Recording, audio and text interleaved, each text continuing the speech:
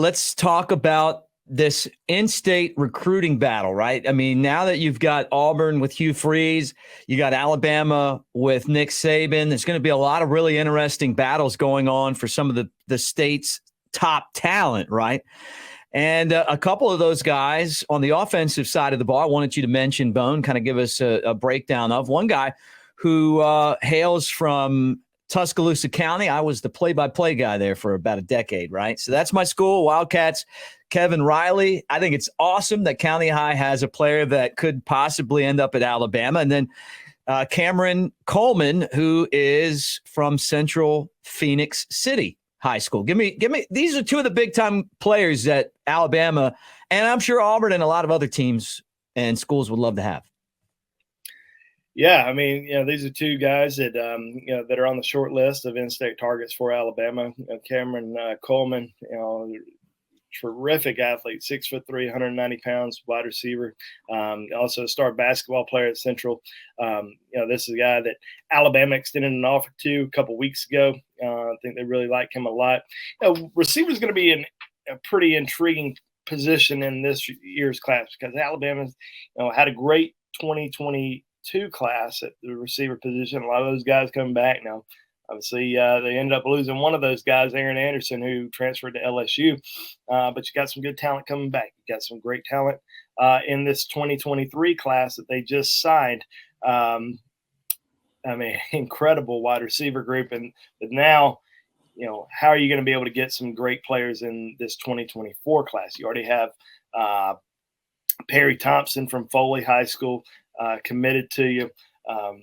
I don't think we're going to see, 50 scholarship offers at the receiver position this year. So it's going to be very selective at the position. Cameron Coleman, certainly one of those guys that Alabama has high interest in. They also want to get him back on campus, sit down with Coach Saban, meet with him because the offer did come from Eric Wolford, Alabama's offensive line coach, who now has that recruiting area. So that's a area that Charles Kelly recruited before he left to become the defense coordinator at Colorado. So now Eric Wolford has the area, and obviously we saw what he was able to do in that first year at Alabama. Will he be able to have some success, close to enemy territory over in Central Phoenix or over at Phoenix City? So we'll see what he's able to do, but this is certainly a guy that they like a lot. Kevin Riley, as you mentioned earlier, from Tuscaloosa County, really is kind of, flown under the radar, so to say. But you go watch his highlight film. I mean, it's,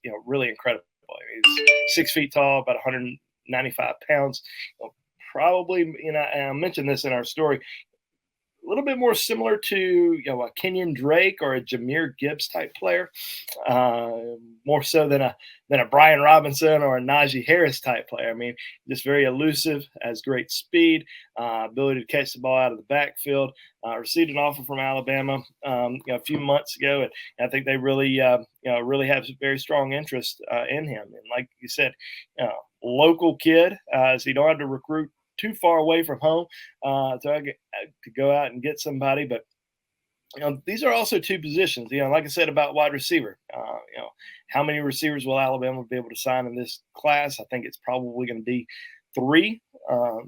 Could it end up being 2? Maybe, but I think 3 is probably their goal. And then at running back, Alabama signed 2 of the top 4 running backs in the country last year in Justice Haynes and Richard Young. But they're also probably going to lose some after this year. Roydell Williams entering his senior season. We'll have to wait and see. How good of a season Jace McClellan has this upcoming year, because he could easily be gone as well. So I think that Alabama certainly would like to add definitely 1 running back, but maybe even 2 running backs in this class. I'm leaning more so Alabama wanting to sign 2 running backs once again. So Kevin Riley certainly somebody that we're going to be watching closely. But there's a few other in-state guys, so encourage you to go check out the in-state offensive targets for the Tide in 2024, which is on Bama Insider. But that highlight tape for Kevin Riley is pretty impressive. And, I know. I love it. I was sitting there thinking like how my calls would be if I was broadcasting their game still. He's a player that Coach Higginbotham would have loved to have had. He was one of the coaches there, Lee Gibson. Another one, Bart Sessions. I had some good coaches and a really good fun time being the broadcaster. A lot of good people. Yeah. But we didn't have that. I mean, we had some receivers, but we didn't have a running back like that. The guy's neck was, I mean, he Did you see LaRon McClain? Yeah, no, I was after LaRon McClain. But throw that picture back up, Chris. I mean, look at this guy's neck right here. I think Alabama needs to get him in the house just because. I mean, he looks like he just could lift the entire bar with just his neck.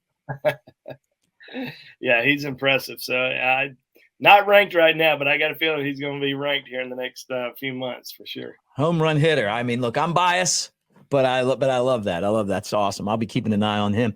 Hey, what's good, fam? It's Kyle Henderson. Thank you very much for watching this video. Check out our other related content right here on Bama Insider. Be sure and like and subscribe, inching closer to 100,000 subscribers right here on Bama Insider.